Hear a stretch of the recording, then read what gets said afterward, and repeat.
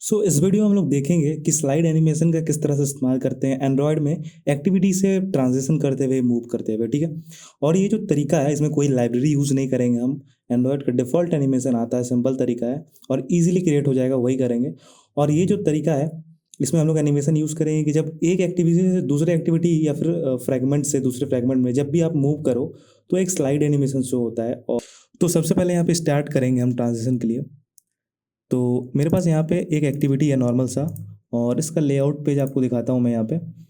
बस इसमें एक बटन डाला हुआ है नेक्स्ट एक्टिविटी, जिस पर क्लिक हो तो दूसरा एक्टिविटी पे चला जाए। ठीक है। और उसके बीच में जो ट्रांजिशन होगा वही दिखाना है हम लोग को। ठीक है। तो एक मेरे पास एक ही एक्टिविटी है, मैं एक और एक्टिविटी क्रिएट कर लेता हूँ। ठीक है। तो दूसरा इसका नाम रख देता हूँ मैं नेक्स्ट एक्टिविटी।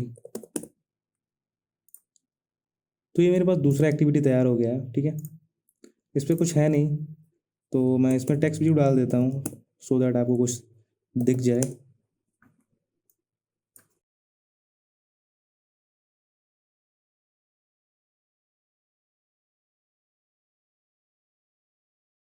यहाँ पे मेरे पास दूसरा वाला एक्टिविटी रेडी है, इसमें मैंने टेक्स्ट डाल दिया वेलकम पेज टू। अब हम चाहते हैं कि जब मूव हो इस एक्टिविटी से और इस उसके बीच ट्रांजिशन आए, तो सबसे पहले जो मूव होगा उसके लिए ट्रांजिशन चाहिए हमने को। ठीक है। तो ट्रांजिशन के लिए एनिमेशन का कोड चाहिए होगा। तो मैंने जो है यहाँ पे ये चैट जीपीटी से निकाल लिया है कोड। ठीक है।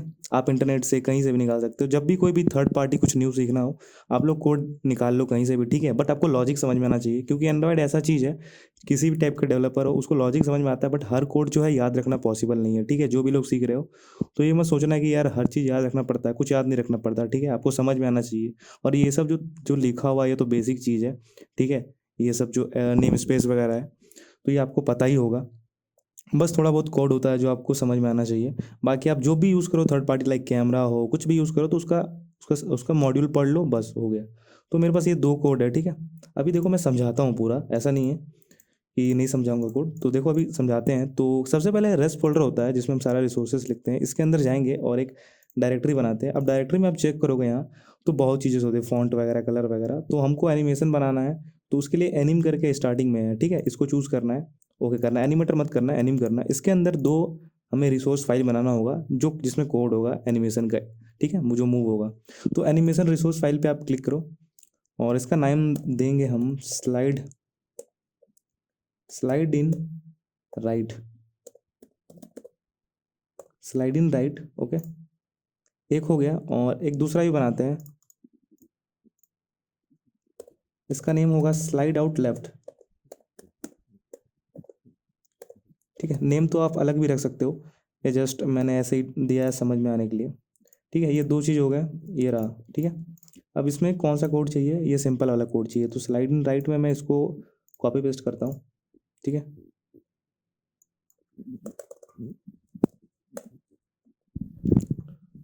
देखो यहाँ पे रुको, दूसरा कोड भी मैं पेस्ट कर देता हूँ फिर समझाता हूँ। तो स्लाइड इन लेफ्ट वाला। ठीक है। अभी देखो राइट और लेफ्ट में ज़्यादा फर्क नहीं है। ठीक है।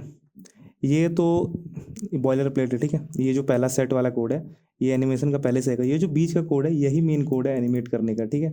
ये फ्रॉम डेल्टा एक्स 100% पिक्सल जो दिख रहा है और ये से ये एक्चुअली कोऑर्डिनेट्स है। ठीक है। और जो ड्यूरेशन लिखा हुआ है ना, ये ट्रांजिशन का स्पीड है, कितने स्पीड में वो मूव करेगा। ठीक है। वो हम इसको चेंज भी करेंगे, जब मूव चेंज भी करके दिखाएंगे कि आप अपने हिसाब से स्पीड रखो। तो ये मैंने पहले कई बार यूज़ किया इसीलिए ये मैंने 350 रखा हुआ था। ठीक है। इसको आप बढ़ा सकते हो, कम कर सकते हो, जैसा आपका मन। अब सेम चीज़ देखोगे यहाँ पे लेफ्ट वाले में इसमें माइनस कर दिया है और इस पे ज़ीरो कर दिया है। ठीक है। फ्रॉम एक्स डेल्टा और इसमें। ठीक है। अब ये दो कोड आपको समझ में आ गया।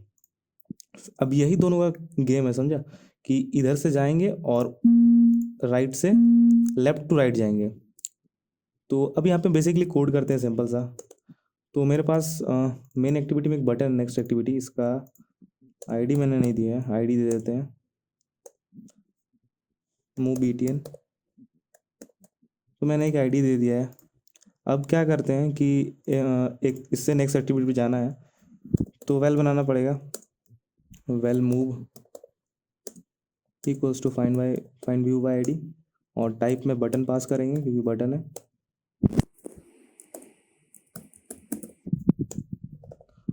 और फाइंड कर लेंगे हम R dot I D dot move button, ठीक है। और जैसे कि नॉर्मली एक एक्टिविटी से दूसरी एक्टिविटी जाते हैं, सेम चीज़ वही करना है, move dot insert on click list में, और इसके अंदर इंटेंट यूज़ करेंगे। तो वेल इंटेंट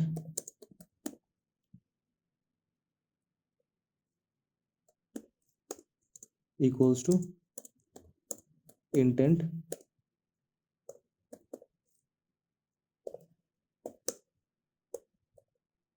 इसके अंदर दिस और इस एक्टिविटी से किस में जाना है हमें, नेक्स्ट एक्टिविटी में। तो at the rate next activity, at the rate नहीं होगा, डायरेक्ट लिखते हैं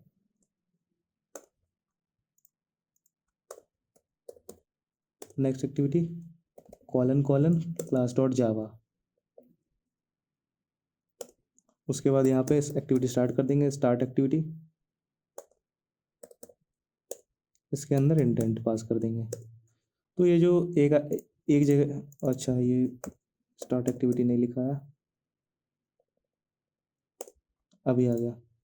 अब यहाँ पे वेल इंटेंट एक जगह से दूसरी जगह चल जाएगा, हम इसको चेक भी कर लेते हैं। सो यहाँ पे मेरा ऐप स्टार्ट हुआ है, मैं इस पर नेक्स्ट एक्टिविटी पे क्लिक करता हूँ, ये मेरा सेकंड एक्टिविटी खुल रहा है, ठीक है। यहाँ पे देखो कोई ट्रांजिशन अभी हमने नहीं लगाया है, तो जो सिंपल जिस तरह से एंड्रॉइड में खुलता है वैसे ही खुल रहा है। तो अब लगाते हैं, देखो यहाँ पे हमने स्लाइड इन राइट बताया और स्लाइड इन आउट बताया, ठीक है। तो हम राइट से लेफ्ट की तरफ जाएंगे, ठीक है, स्लाइड इन राइट और लेफ्ट। तो हमें राइट आगे लिखना है, इस साइड से इधर जाएंगे, तो पहले राइट लिखेंगे फिर लेफ्ट लिखेंगे, सो दैट वो उधर जाए, ठीक है। तो आते हैं मेन एक्टिविटी में। अब देखो कब लिखना है, सिंपल लॉजिक लगाना है, यहाँ इसी कोड के अंदर आएगा। क्यों आएगा, क्योंकि जब बटन क्लिक हो तभी वो एनिमेशन होगा ना।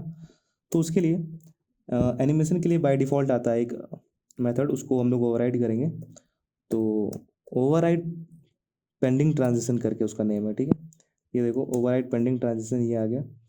इसके अंदर क्या करना है, देखो इसको हमें डालना है ये दोनों फाइल्स को। तो आर डॉट, इसका लोकेशन क्या था, एनिम डॉट स्लाइड इन राइट, फिर कॉमा देंगे, again R dot एनिम dot slide in left, ठीक है। तो ये लाइन का कोड हो गया। अब हम चेक करते हैं ज़रा इसको रन करके अपने एमुलेटर पे। तो ये ओपन हो गया, हम क्लिक करते हैं नेक्स्ट एक्टिविटी पे। अभी आप देखो ये एनिमेशन प्रॉपर काम कर रहा है। हम बैक आते हैं, अगेन नेक्स्ट एक्टिविटी क्लिक करते हैं। अब देखो एक एनिमेशन, ठीक है। ये छोटा चीज़ लग रहा होगा आपको, लेकिन ये जब ओवरऑल आप बड़ा प्रोजेक्ट बनाओगे उसमें काफ़ी ज़्यादा यूआई एक्सपीरियंस, आपको यूज़र एक्सपीरियंस को इम्प्रूव कर देगा ये चीज़, ठीक है। अब देखो जो मैंने स्पीड वाला बात किया था, तो इस पर आते हैं। स्पीड को हम स्लो फास्ट भी कर सकते हैं, तो 500 कर देंगे दोनों जगह पे। इस पे 500 ही किया हुआ है, तो मैंने स्लाइडिंग पे 500 किया, और इसको रन करते हैं अगेन, देखते हैं फिर क्या होता है 500 के स्पीड पे। ये देखो 500 के स्पीड पे थोड़ा और ज़्यादा डिले हो गया, ठीक है। बट 500 नहीं रखेंगे, इसको हम 100 भी करके दिखाते हैं आपको एक बार।